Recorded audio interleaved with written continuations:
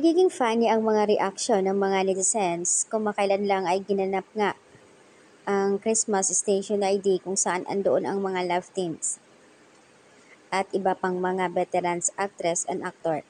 Samantala, dito tayo sa love team kung saan ay pinangungunahan nga ng Franceth and Don Bell at nakagitna ang Kim Pao na ayon sa mga kapamilya love teams nagsama-sama sa ABS-CBN Christmas. Kung matatandaan po na nagkakaroon ng live sa Facebook and YouTube, marami nga ang nagko-comment doon.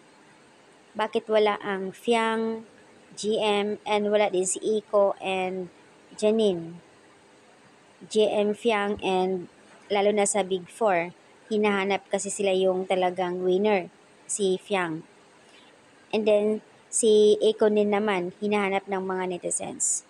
Tanong ng karamihan, bakit wala Eiko and Janine, please.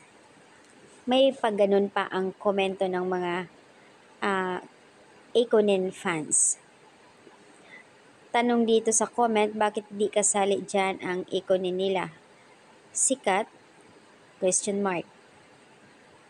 The best talaga kapag likhang kapamilya. Alam mo, also nandun ang Kidilex. Ayan. Hindi ko lang sure bakit, pero parang walang kagana-gana. Alam ko na kung bakit. Ayaw ko lang yung taong mataas ang tingin sa sarili, especially sa antas ng education. Dahil ang totoong edukada ay hindi mayabang. Ako din degree naman din ako holder, pero never ko naisip na gawing lamangan dahil bawat isa sa atin ay may kanya-kanyang kapalaran sa mundong ibabaw. At huwag mapagmataas dahil ang mga tao mapagmataas yan ay kusang binababa ng Panginoon. True naman.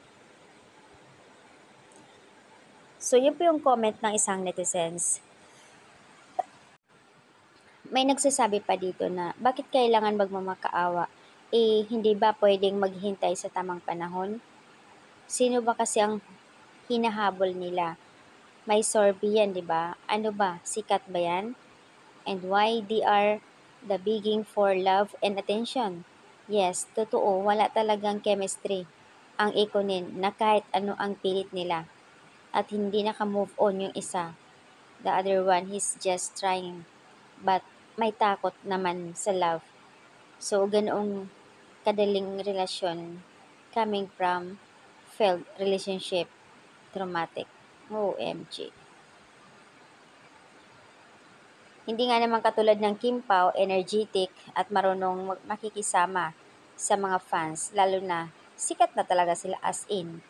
Kaya nga love na love sila ng ABS-CBN lalo na sa kanyang papahan na si Derek Loren, 'di ba?